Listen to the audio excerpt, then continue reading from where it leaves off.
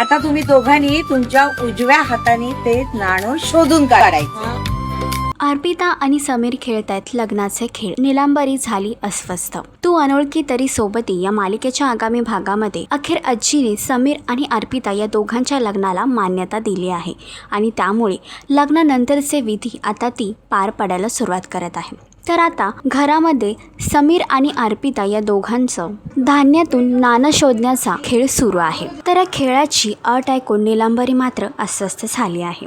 आजीने या खेळामध्ये सांगितलं आहे, जो कोणी धान्यातून नाणं शोधून काढेल तोच या घराचा खजिनदार होईल. तर आता निलांबरी आपल्या हातातून घराची सत्ता निसटून जाईल ह्याची भीती तिला वाटत आहे. तर आजीने सुरू केलेल्या खेळामध्ये नक्की कोण जिंकणार आणि कोण होणार घराचा खजिनदार? तुम्हाला काय वाटतं हे कमेंट करून नक्की सांगा. आणि अशीच अपडेट जाणून घेण्यासाठी तुम्ही आमचं चॅनल डेली चक्कर रिजनल लाईक, शेअर आणि सबस्क्राईब नक्कीच करा.